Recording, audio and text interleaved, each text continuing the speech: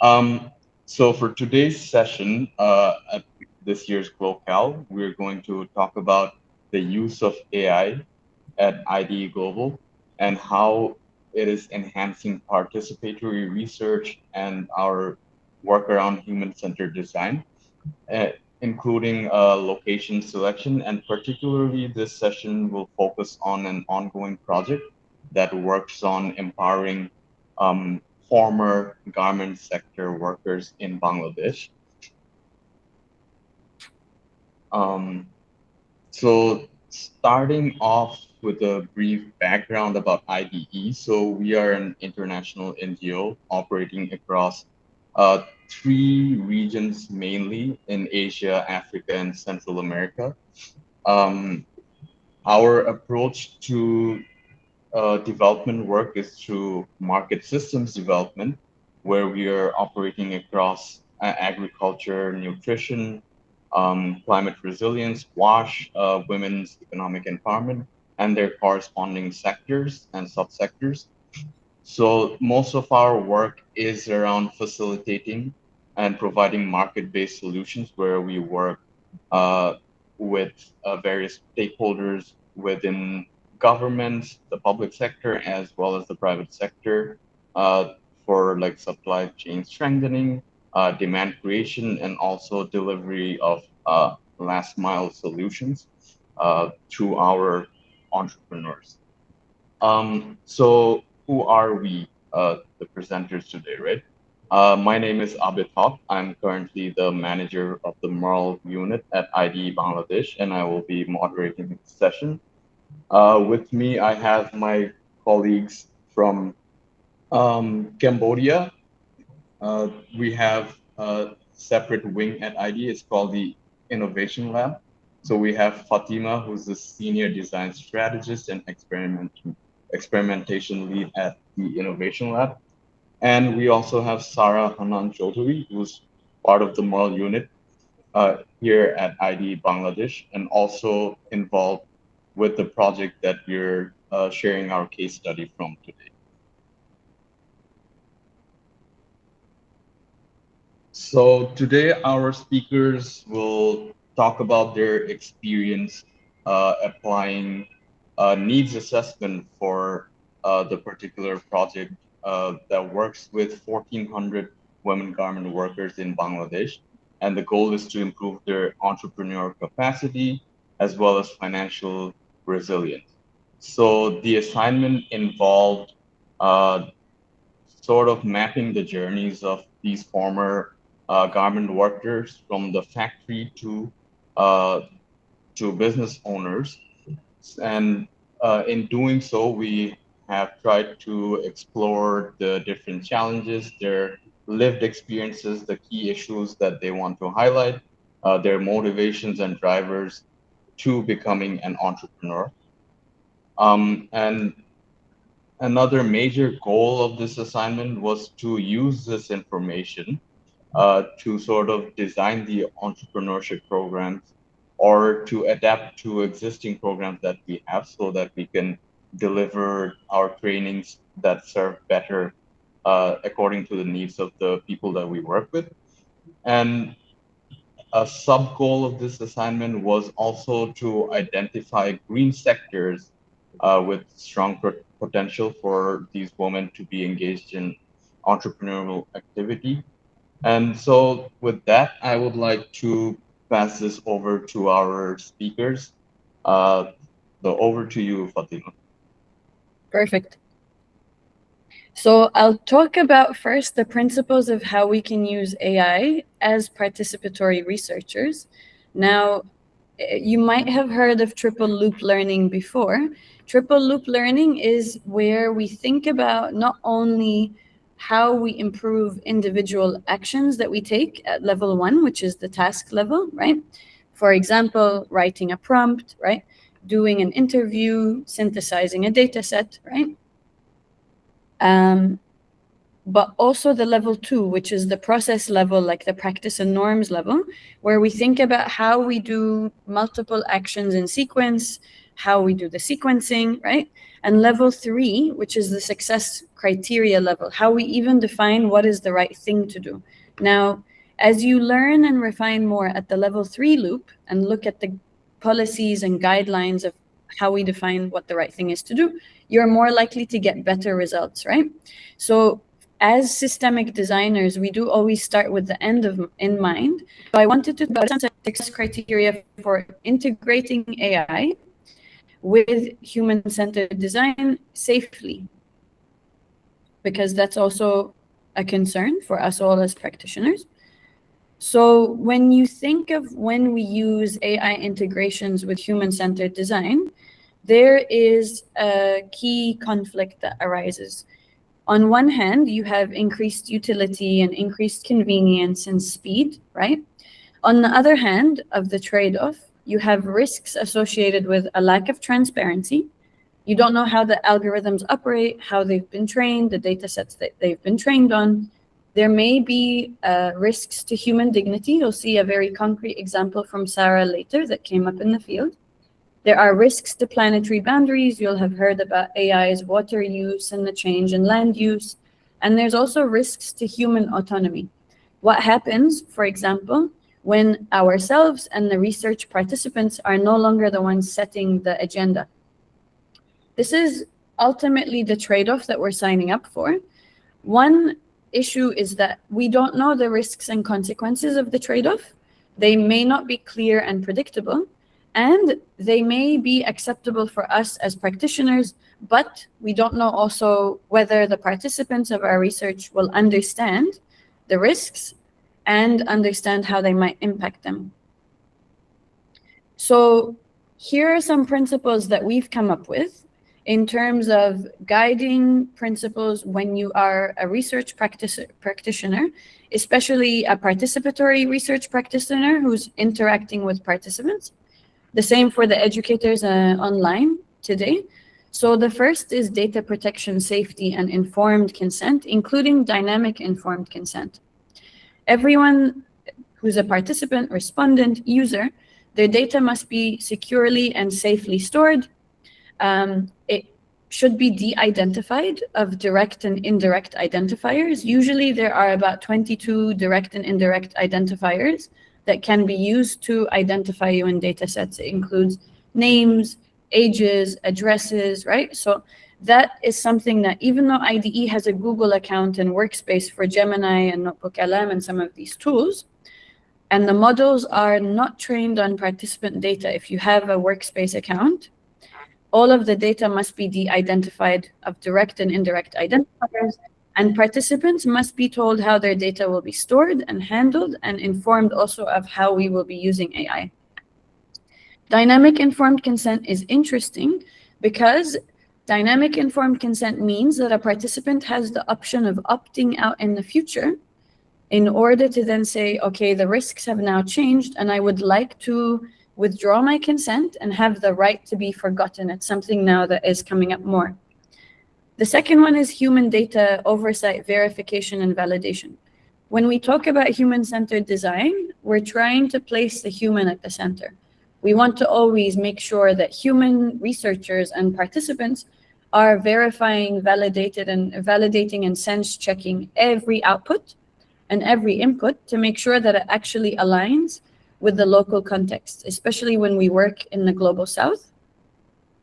This is to do two things. One is we want to safeguard dignity. We need to make sure that all images or products maintain human dignity and don't represent respondents or people in a negative light, which some of these AI models are more likely to do, especially with Global South contexts. They can show them in a way that removes agency and dignity from them in images. And this is also because of something that is called algorithm-driven colonization. Now, the elephant in the room for most of these AIs is that they're trained on weird contexts. The acronym stands for Western, Educated, Industrialized, Rich, and Democratic. These are very loaded terms, right?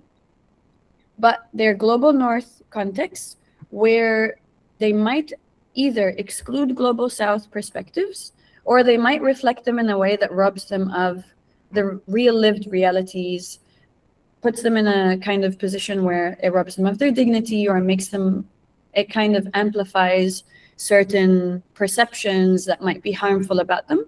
And we don't want to be doing that, especially as an organization that works predominantly in the Global South. So these are the success level criteria for when we're using AI. At the level 2 option of how we use AI integrated into our HCD process, we can use it to accelerate single processes, for example, making synthesis or prototyping faster, enhancing the resolution of our prototypes from a sketch to turning it into a scenario or an image, helping us to find gaps and patterns in an existing knowledge base, turning static artifacts, for example, like an Excel financial model, into an actual dashboard, or even automating entire workflows like translating field guidelines into Bangla, for example, from English, and uploading them into Kobo, which is an example Sarah will go over. So now I want to talk to you about how we can practice the use of AI in human-centered or participatory research.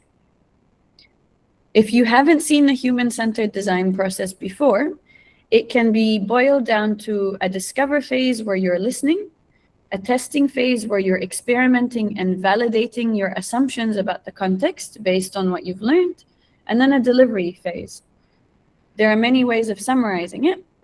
For me, I have this more expanded human-centered design process where we go into framing the problem and doing a systems mapping whenever we have a problem. For example, why are women entrepreneurs in Bangladesh who used to be employed in factories unable to continue being entrepreneurs? You create your tools, right? Your guides, your visual guides. You create a sacrificial prototype and ideas to test. You do field discovery, synthesis, and then you can deliver a strategy based on validation that you've done with people. I won't go into the details, but it can be boiled down to define, discover, develop, deploy as a pilot, document the learnings, deliver, and then disseminate. And at each of these stages, you can actually amplify the process with AI. So the methodology that we used was mixed methods. We used a lot of participatory and visual methods during the fieldwork, including in-depth interviews with women and men in the communities. We also did focus group discussions, community observations, participatory exercises like card sorts, and we did things like scenario testing of scenarios that we generated with the help of AI, and even testing of real artifacts. We did all of this in order to be able to do discovery and then pre-testing also, which deepens our understanding of the context. The team also conducted a lot of research and validation with experts to sense check all of the findings from the field. And you can see that our validation session with experts, we did exercises like this, which are also very fun, quite participatory, and can bring a lot of knowledge from different people. In order to analyze the data, we rely on a mainly human method where we use a lot of affinity mapping, journey mapping. We use a lot of mixed qualitative and quantitative processes, and we create some of these tools that we've got on here. This is an action shot of some of us in the office in Bangladesh. So the first is problem framing. I'll talk to you about how we used AI to enhance our ability to do problem framing. The first phase for me, or the second phase rather, of define stage of HCD is all about mapping out the iceberg of what is actually the problem that I see at the surface, right? The symptom. For example, women entrepreneurs are not able to maintain their businesses in Bangladesh, or a low percentage of female entrepreneurs in Bangladesh, right? Formally registered. Then you're trying to go deeper and say, who is impacted? Where can I find them? How are they segmented? Which locations? And understanding more in depth why this problem exists and persists. You want to move beyond symptoms and move into events, patterns, structures, and mental models. Now, the deeper you go down in this problem framing tree or iceberg, the more that you will understand the problem at a deeper resolution, the more that you'll be able to actually come up with innovative solutions that are context appropriate, right? So usually what we do is we go and we do research, we look at documents, we talk to experts, we do this problem framing. Now we've started adding an AI-driven research loop, for example, with a notebook library, which has a lot of documents, and we can actually prompt it. So for example, here is some of my mapping on Mural, saying only 4.5% of businesses in the country are owned by women. Why is this the case? And here is a bunch of reasons. We map it out more in person, and then we go and we can use Notebook LM to upload lots of data sets that we can see, and we can say, here are my main factors. Are there any missing factors? And what we do is we go in this loop multiple times to refine it. Now, this is what we try to do with the human-centered design process when we're developing strategies for implementation. One thing is we want to map out the current state, what is happening right now. We want to map out the idealized future state, what we would like to see in the future, right? In our project, in our program, as a country, right? And then we map out what the gap is, and we have a hypothesized bridging intervention package. And then this is where your current state you're discovering during discovery, your alignment phase you're trying to understand with your client or with whoever your stakeholders are, what they would like to see. And then when you're pre-testing scenarios and ideas and prototypes, this is what you're testing. You're testing, will my bridging intervention hypothesized scenarios, images, processes, products, services, are they acceptable? Are they desirable? Are they affordable? And then this is how we develop something like this. For example, it's a problem framing tree where we have the symptoms, the root causes for what we see in Bangladesh with ex-garment factory workers. And by the end of our research, we're able to have a bunch of recommended interventions that will address each of the root cause issues that we have prioritized and thought of as important. I hope that makes sense. I'm now going to talk about our location selection process. So one of the main things we need to do when we talk about define, when we talk about the problem, we need to understand who does the problem impact and where can I find them, right? We don't just do, as human-centered designers, as researchers, we don't just do untargeted interviews where we go anywhere and we talk to anyone, right? We need to first define who is my sample and where do they live, where can I find them? So often what we do is this location selection process where we break down, for example, in our program, we had some locations outside of Dhaka that we had to select, in Ghazipur and Savar.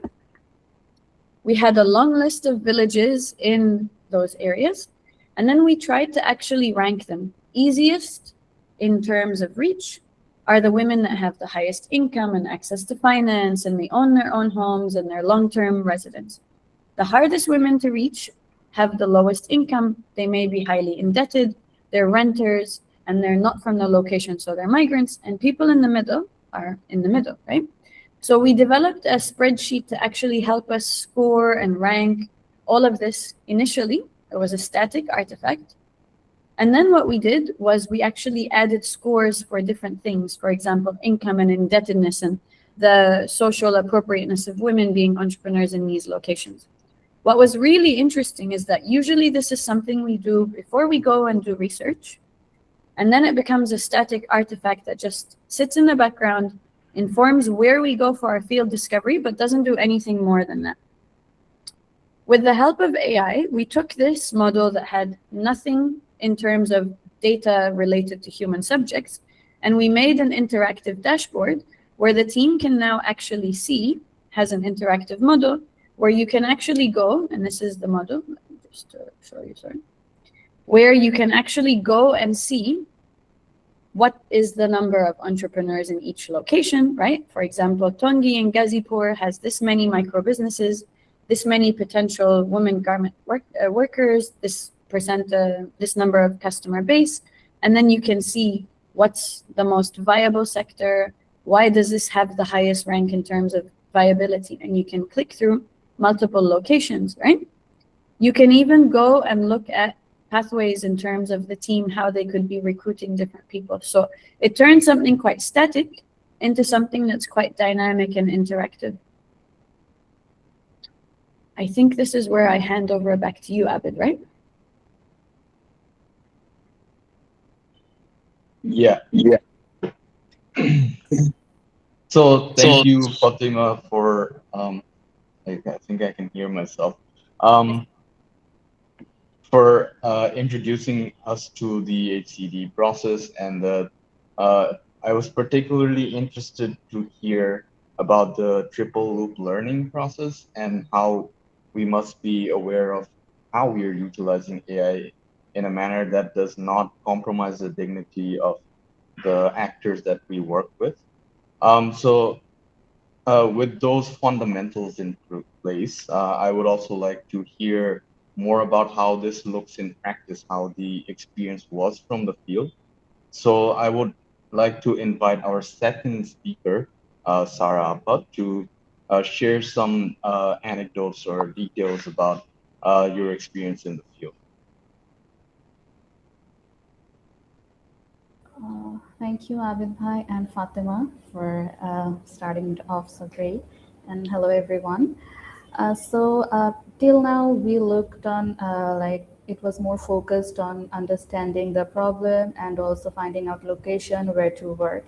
And from there, we it was the step to take in the field. We directly went to the community and test our assumptions and the prototypes to generate more actionable and more concrete feedbacks from the participants. So for that, we of course developed some guidelines like the FGD and IDI guidelines. But in a traditional workflow, it's usually a multi-step work, because first, since we were working with our global team, so someone from that team would make the guideline and someone then from the local team would translate it in Bangla and then someone would upload it in Kobo but after formatting it. But using AI, we fast track the process. So it was translated very quickly with AI, but of course it went through human verification through the local team. We verified the translation if it was correct or not, and then when it was okay to be uploaded on the Kobo, we did it very easily with a very short time. Uh, Next slide, please. Yeah. So in the beginning, Abid Bhai mentioned that one of our sub goal was to explore some of the green sectors that would be viable or feasible in these areas of Gazipur and Savar. So through our secondary research and through desk reviews, we shortlisted few of the sectors that you can see on the screen, which are, for example, transport and tourism, then circular economy and waste management, etc. But these might mean something to us, but when we take these concepts to the field, like if we ask something like, hey, would you like to do any business in transport and tourism? So my idea of business in that sector and your idea, like the participant's idea, might not match. So that person would give us some abstract or generalized answer that won't be very useful for our study. So what we did was, again, used AI in this case. So we used, Fatima, can you maybe move to the next slide? Yeah. We used AI to develop prototypes of different businesses under these sectors. That helped us to move from an abstract plan to a more concrete visual that we could present in front of our participants. So here you can see that it's in the visual we are showing the steps of making a mask from recyclable jute. So when we presented this image to our participant, it was easier for them to respond based on the local reality, based on if people would buy it in that community or if it is feasible for them, regarding if they have the financial capacity to invest and all. And also, you can see a few pictures at the right side of different type of business model. Like, from shop, you can sell from shop or in a women's market. Because it came out during our study that women were not usually comfortable to go in a male-dominated market. So when we learned that, we quickly developed few visuals for them to react, like which will be more comfortable for them to work in. Next slide. Yeah. So along with those visuals of business models or different business types, we also developed a Likert scale, a visual Likert scale. So given the community we were working with, the education level was, like around, it was average primary or class 5 to 8. So we can say that it was a quite low educated community. So we developed a visual on the Likert scale of how confident they felt doing businesses in those sectors. So actually, this is the time when the AI ethics became very crucial, because when we first developed this visual, it was very biased. Like there was religious markers, there was caste markers or wealth indexes through the uh, clothing or jewelry of the person. So in at once, so the person that showed not at all confident, it was more like hunched back. Then she was wearing hijab that marked the conservativeness of that person. And then when we went towards the extremely confident, the person they showed was a bit fair in skin color, and then more open, which was like she was not covering her head with hijab. So we didn't want to put these biases in front of our participants. So we prompted more specifically, and after a few runs, we came up with this image that do not show any of the biases or inequality among these people, these scales. Yeah. Okay, so after preparing for our field, preparing the guide, preparing the prototypes that we will be showing in front of our people, so we next moved to the field where we did FGDs and IDIs that's been already mentioned by Fatima. So our experience in the field was very, I would say, very different in case that it was not like traditional FGDs. It was more open, it was more activity oriented. And usually sometimes what we do is we use the field team to do the FGDs, or we hire enumerators. But in this case, we did the FGDs ourselves, because, the study team had more familiarity with the questions, we had more familiarity with the analytical framework or the concepts we want to focus on. Or even when we got something maybe unrelated to our conversation, but it gave us interesting insights, we could go deeper in these concepts rather than just moving over to the next one.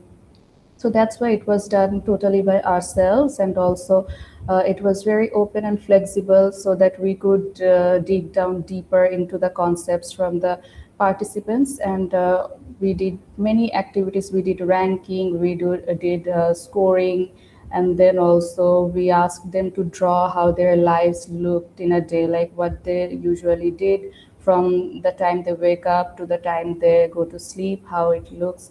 So it actually gave us insights like how their family dynamics or the gender dynamics work in their households. And also that I already mentioned, using prototypes, so moving from abstract ideas to meaningful discussions. So this is where our prototyping actually rapidly helped, because it was very quick for us to generate those ideas whenever we came across some interesting concept that we did not already have in our guide. We could generate some prototypes using AI, and we could show them, so are you talking about this, how do you feel about this, how do you look at it? So this way it was more participatory. But obviously no field comes without any challenge, so there were few. And at first it though our study was mainly focused on women, we wanted to talk to diverse type of people, like women who are already in business, who are not working at all, their family members, their male counterparts, or the male business owners in those areas.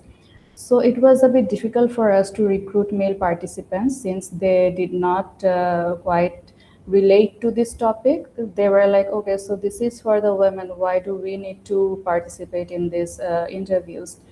And also the timing of the FGDs, it was mostly their working hours. So they were not that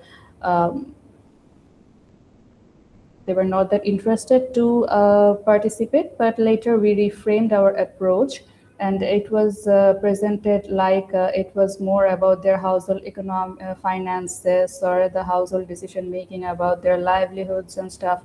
So they were more interested in that way. And also we sorry, also we shortened our interview time with the male participants to make them interested to participate in the FGDs.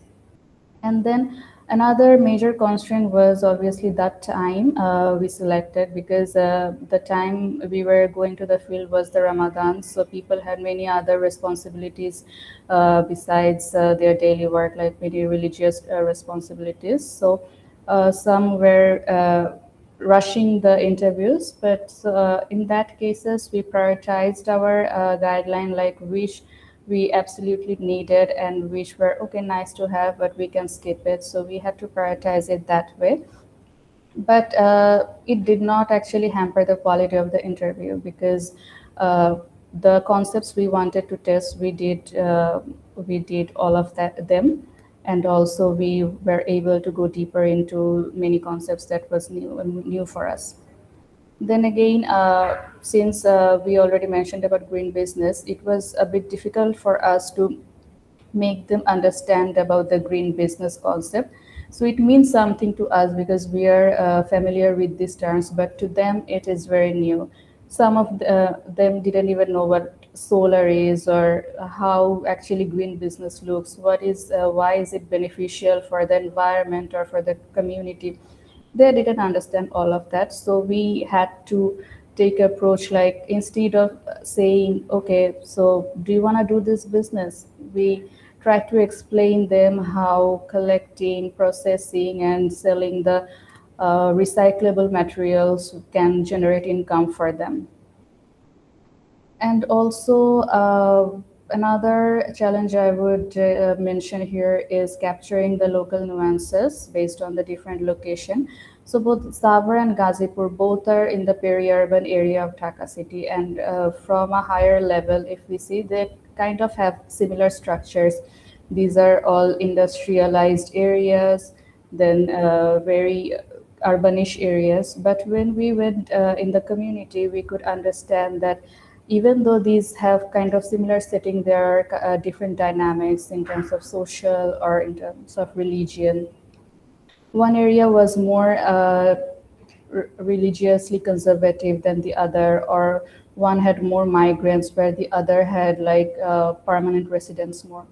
So to capture these nuances, what we did was we did debriefing sessions after almost every everyday work. So we discussed about what was special, what was surprising to us in each community, what we did not expect but we got. So things like that helped us to preserve those contextual knowledges. And obviously language gap, because we were working with our global team and they also went to the field. So it was, we always had to translate back and forth. So it took a bit time, but it didn't pose much threat. Okay, so can we move on to the next slide? Okay. So after all this data collection, it was time for us to synthesize and come up with the outputs we wanted to generate. But as Fatima already mentioned, in this step, we actually depended more on human voices or human perceptions rather than the AI. So instead of feeding our de-identified data directly to AI that could easily generate analysis or output, we decided to use our experience, our knowledge, the field notes we had, and also the experts to synthesize all the findings. So as I mentioned a few minutes ago about the debriefing session, we did regular debriefing sessions that gave us knowledge about different interesting findings in each area. And then after finishing the field, we gathered around and we did a collaborative synthesis workshop where we used our own knowledge, our observation, the field notes we had, we argued, we came up with different outputs like which worked well, which business model is appropriate for which area, etc. And then after combining all these, we developed draft synthesis, and we went to our experts, the contextual experts, with those to get their input and also to validate the ideas we already had. So instead of just going to any expert, we intentionally chose those ones who had experiences of working longer time in those particular areas of Ghazipur and Savar, and also with the entrepreneurial ecosystem of the country. So with their interviews and their inputs, we also did a co-creation session with internal and external experts. So in that workshop, we co-created the business models we would like to go forward with in this project. And also we obviously went back multiple times to the field notes to cross-check the realities in the field. That's how we try to make it more humanized, more human verified than just AI. I think this is it. Yeah. All right, thank you. We are at the end of our presentation. Thank you so much to our speakers for the wonderful insights they've shared about their experience working with a former garment worker for this study. And thank you to our audience for having the patience to listen to our team share their experience. Um, Before wrapping up, I have a couple of takeaways personally from uh, just being an observer of this activity and sort of being involved from time to time.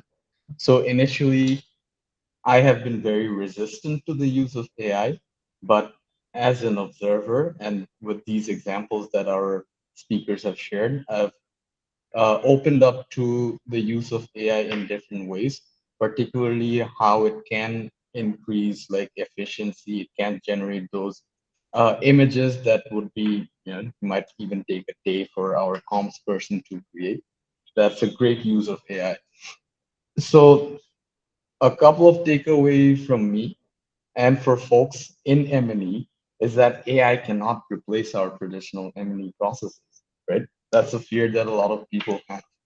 And it can't replace these processes, but it can make it more efficient, like I mentioned. It can make it more targeted, and it can help us turn the data or the information that we have into local action. But that requires human engagement, right? And secondly, keeping with the theme of this year's GloCal, that is trust in AI. So with this presentation, another takeaway that I have is trust in AI can only be developed if it is paired with the participatory techniques that we are applying in our M&E work, in our design work.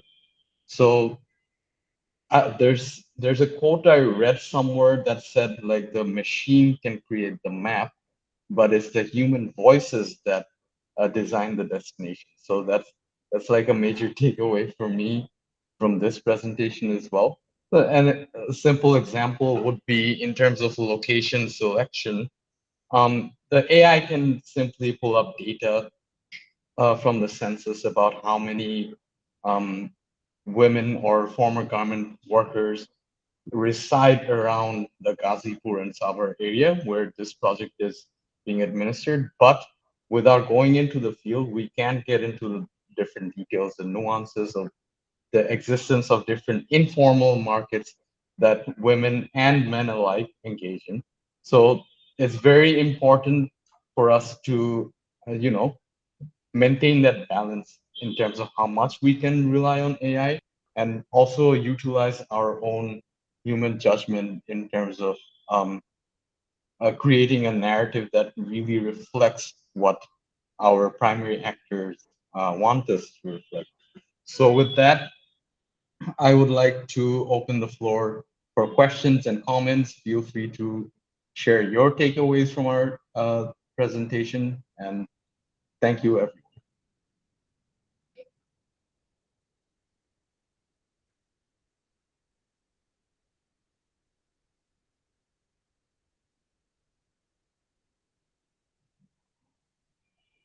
Also, feel free to post your questions within the comment section as well.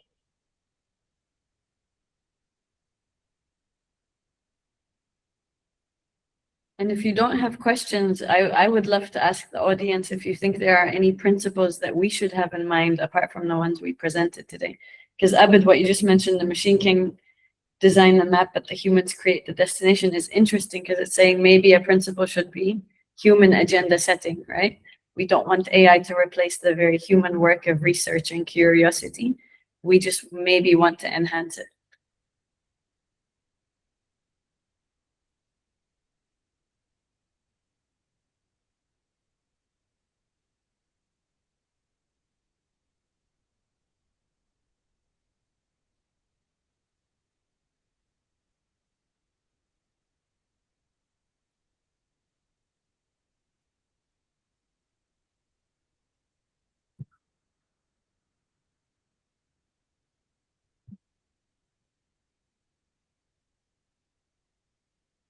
Good question from Kishan. Do you want me to answer first, and then I'd love to hear Abid and Sarah, or who wants to go first?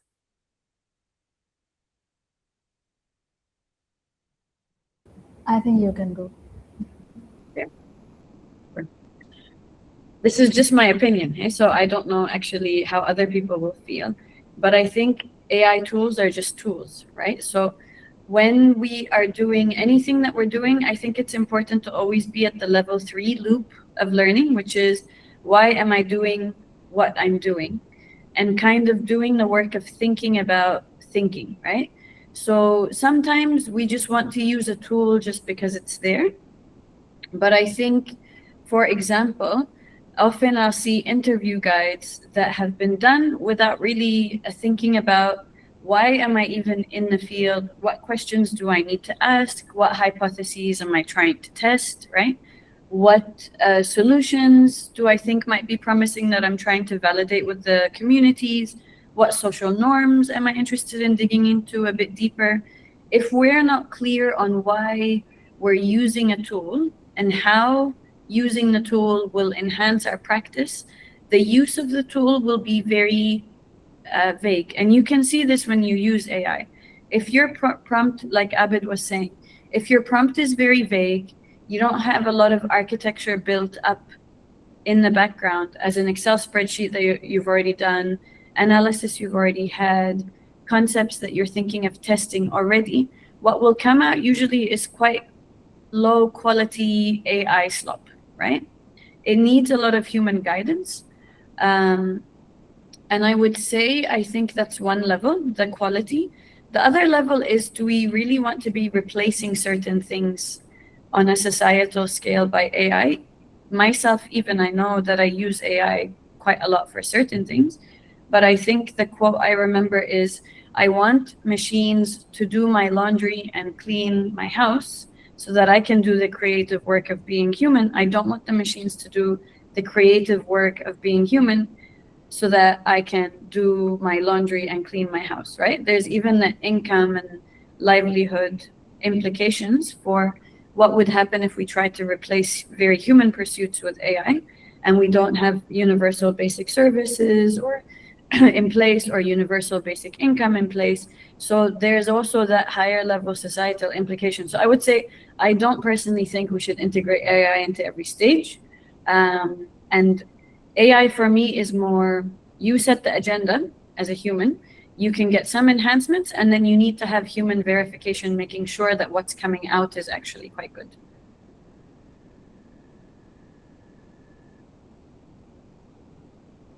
And I completely agree with you, Fatima. Like I mentioned before, I have been resistant to using AI initially and using it more so now.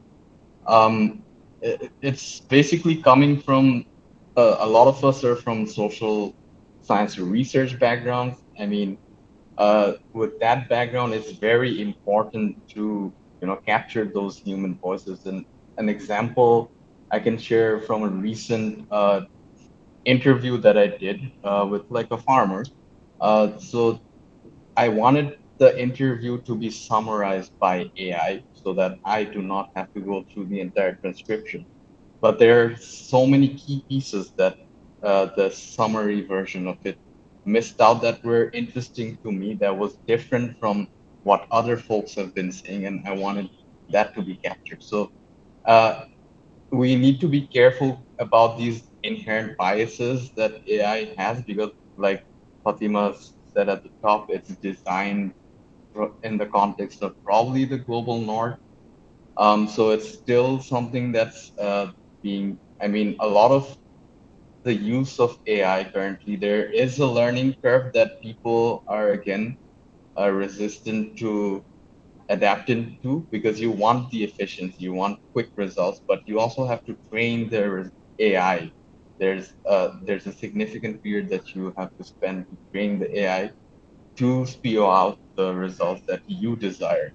And for me, the human judgment has always been the most important piece, because we are the ones who are going to the field, speaking to these people. AI filters a lot of things. And for every step of the M&E process or the design process or program design with whatever we want to be working with, I would be hesitant to use AI. I would, again, for bits and pieces, okay, this will save me half a day's work. I just want like some quick thoughts, some quick pointers. But after that, I will have to utilize my own, creative thought, my own experience to, design something for the people. So we can't really rely on machines to design things for humans, right? So that's my take on this.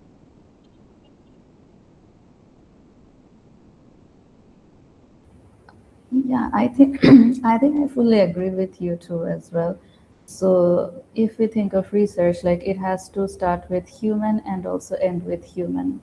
And we can use AI in the preparatory work or the repetitive tasks to fast track the processes. But the study design, the methodology we want to use, the critical thinking, all have to be done by human, of course.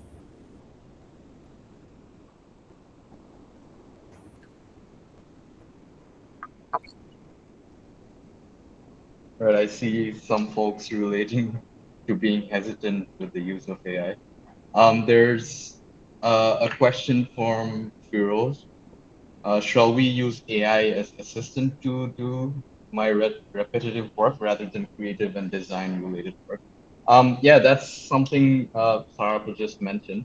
We have seen examples where AI is being utilized to sort of automate some of the tasks in terms of the data for M&E folks, particularly data that is being collected and then presented in a spreadsheet, and how that is being sort of cleaned. But that also requires human eyes to review once again. I mean, for the repetitive tasks, yes, we can sort of, because machine doing machine work, that's fine. But it still requires a level of human input and human review. Um, yeah, so that's my response. Anything to add, Fatima or Sar?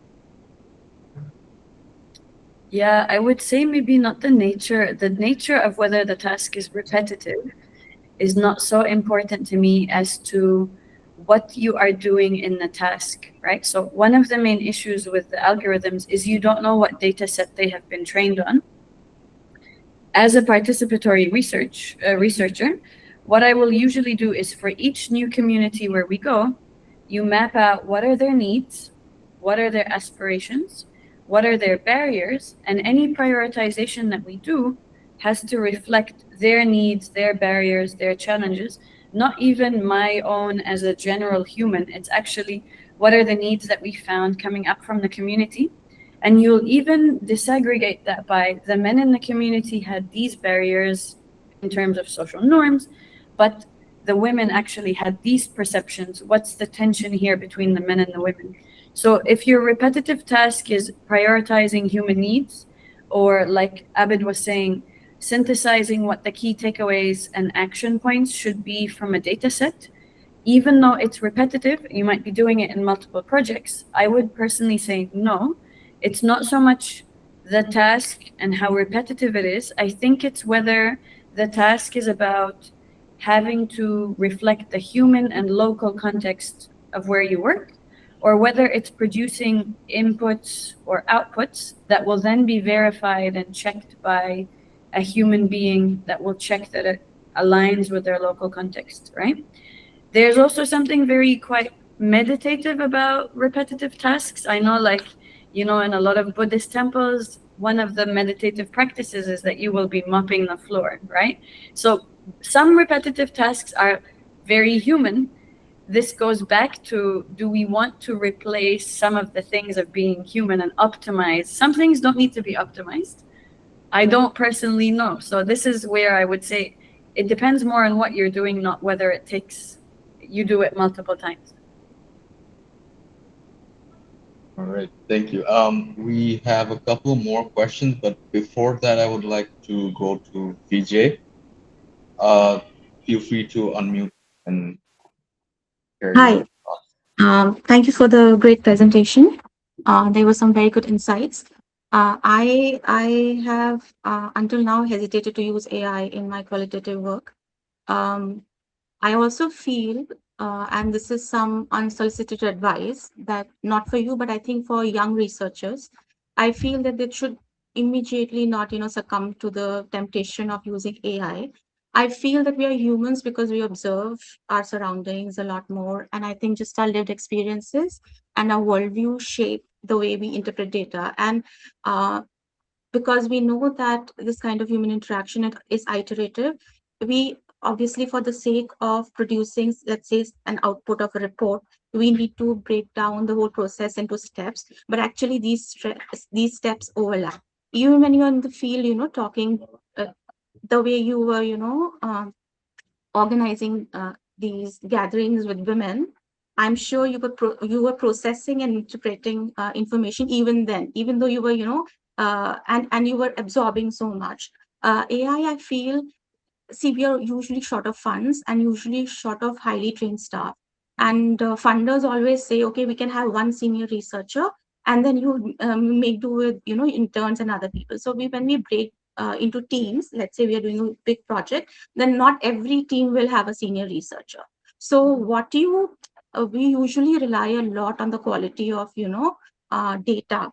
So because that is what you need to work on. And if you've done your sampling very well, then you don't need to deal with big data sets, especially in qualitative. So you can actually have manageable, let's say, number of interviews, but then the quality of data is really important. Again, in a lot of settings, we don't use recorders because that just affects, people's trust. And I think somebody asked a very good question in the chat, asking how do you take informed consent. I think in what we have done in our past work is that we actually treat people as participants, and we treat it as interaction, something that you also did. So initially, when I started out as a qualitative researcher and I was quite junior, I used to think, I used to actually feel this tension in let's say communities where we would ask all the questions, and sometimes we would be working on very private and confidential issues, and suddenly we are going into their spaces and asking them about all kinds of questions. And when they would ask us, and there was always this power equation, right? Even if they would ask us like very softly or indirectly, we would just shut up as if we are there because we have some. So what I always try to do is that I answer all the questions to the best of my knowledge, and even questions about my personal life. I do that because when I'm asking questions about their personal life, they have the right to, right? And in all honesty, and we don't usually share like our private phone numbers, but we share with them numbers that work. And when they call, we pick up. And sometimes, again, like when we are working on issues like violence or life skills, we are very, very particular. We, even if we take photographs, we tell them we are not going to use them. We don't take photographs visually to identify. If somebody tells us that they are not comfortable taking a picture, we will not do that. And what I've done in my projects is that if I've talked to young people and they are a little hesitant about sharing something and they say, but you will publish it, and you will probably, we've seen other people, posting pictures and stuff like that. So you can check, and I would be happy to share, the final report with you. And I do that. obviously with some kind of permission from those who are publishing it, maybe excerpts, just so that if they have trusted us, we trust builds trust. And I'm not of the view that you overpromise but then you actually step back. I think if you said something, you keep, and if you cannot do that, then you explain it to them so that they can take an informed decision. Then there have been times when people wanted to participate, but when we explained to them that, okay, this is not in our control, this might go out, and they have said, okay, is it okay to step out? I said, we said, please do, because I mean, as elites, and I think in certain situations we are elites, some of us who've been out of our local context, I mean, outside, I think people even, people are so concerned about that other people's, emotional well-being. I know I've attended conferences when people have actually asked upfront, would you like to be on camera? Like, if you don't want to be filmed, please go back to the back rows. And I think that is really respectful. At least we are given a choice. I think we should give that choice to people that we are working with. I know I sort of digressed and I spoke a lot about a lot of things, but yeah, I mean, on the AI point, I usually, when I'm ideating, I don't use AI because, that is limiting. I also, I also sometimes, AI does not, is not inclusive. So what you get on net or what is already published, it will actually pick things from there. So there are certain communities which are invisible that will be missed out. So use your own like experience and thematic knowledge and expertise to do that, and then just see and check if you are biased. Check your confirmation biases through AI. Are there any other voices that you have missed out because you've been working on this for so long that you are looking at it only from that lens, just to check whether you are in. So it's almost like it's my best friend, or not best friend, but it's my colleague, a critical colleague, but who actually sort of nudges me. Okay, have you had a look at this? So and then I listen to it. I would listen to it. I haven't used AI. Yeah, sorry for the long monologue. Thank you so much. I think you raised a lot of good points. I think there are many questions in there. How do we do informed consent? I think Sarah and Abid, you can talk about the ways that we do that. How do we do sensitive disclosures? There's also processes that IDE does that.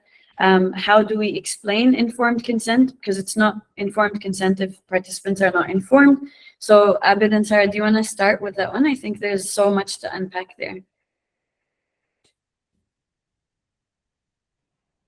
Yes, of course. So around informed consent, from my experience, it has always been a challenge to sort of sensitize my own team members that how important this is. And not like you mentioned, like it's not just like a check box exercise. The struggle has been around, okay, you're reading out why we're here, how we're going to use this information, where it's going to be posted.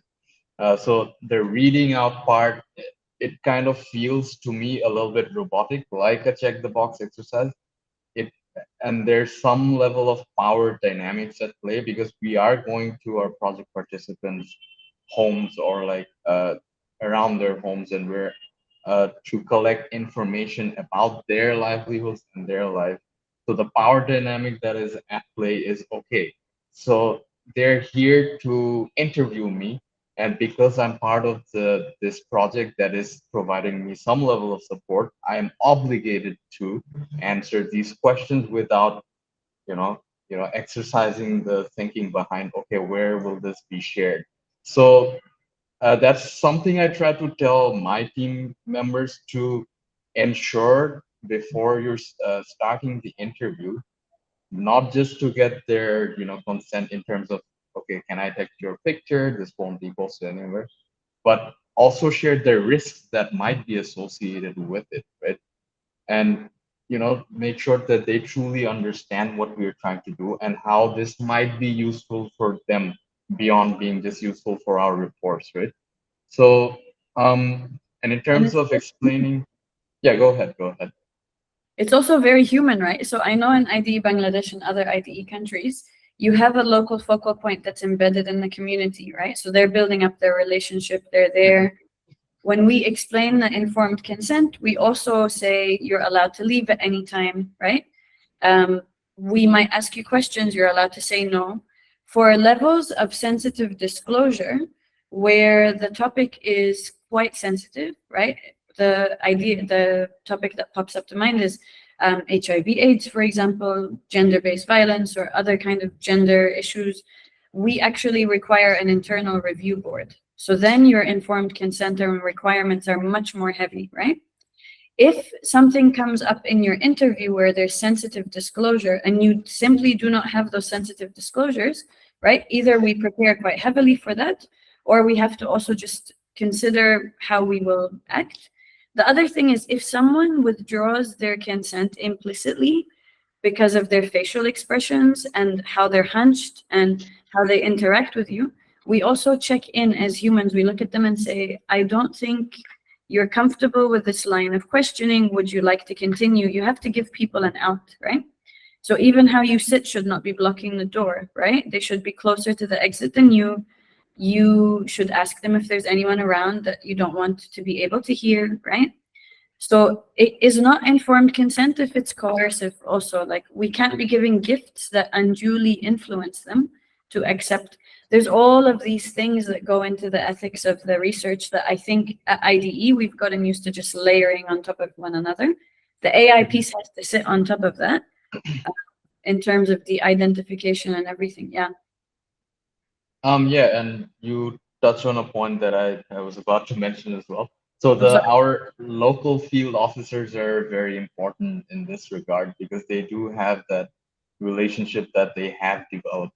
So at IDE, we also do this thing where we call it, it's called a Jesse sensitive enumerator training that covers all of these things that Fatima mentioned. Because at the end of the day, we have to be respectful of the, occupying people's spaces for a certain period of time, taking up their time to serve our own purposes in some ways. So again, the challenge is to have that, like the enumerator training, that we have to continuously put that in practice and continuously tell our field officers who are engaging at a regular basis how the correct ways, not the correct ways, the more sensitive ways to be respectful to people who you're speaking to in a manner that you would speak to your brother or your father or your mother in the same way, right? So that is something we continue to strive towards to ensure that we are more respectful.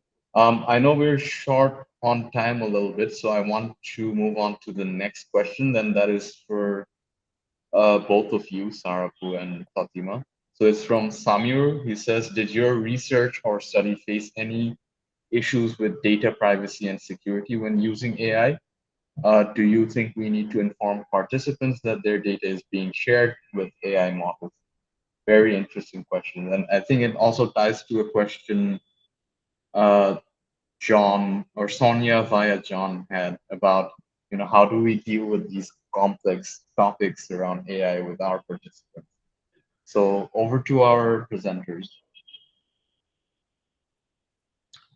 Yeah, I think our first point of call is checking with our IT team, right? Globally, we have an IT AI responsible use policy. Which models can we and can we not use? What data has to be de-identified, whether it's direct identification or indirect identification. So that would be my first thing, is if you don't have an AI responsible use policy, you have to get one. Work very closely with your IT team to understand whether the AI will be trained on the data that you're using. Now, if you're using a certain type of AI model, allegedly, right, the models will not be trained. We don't know, once again, like, we're not involved in the decision making of these multi-million-dollar companies. So then you still have to use discernment. I really like, Akira-san, you said discernment, right? So you still have to de-identify data, right? Never upload photos anyway with like the front of someone's house, for example, or location markers, or audio that has location or names, ages, all of this kind of information. Nothing that you would want someone to upload about you, right? I like, Abid, what you said, talk to them like they're your family. It's the same with, would I want this data existing outside in this realm, used in whichever way, without my knowledge? If no, right? But there has to be also a policy layered on top of that. It's not just your gut feeling.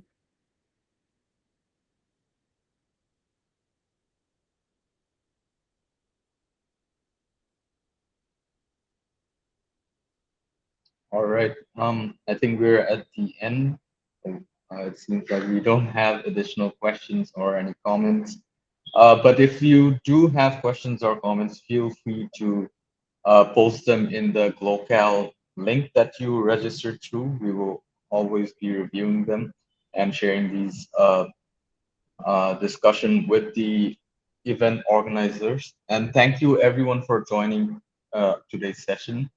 It was wonderful to hear from my colleagues and the presenters today.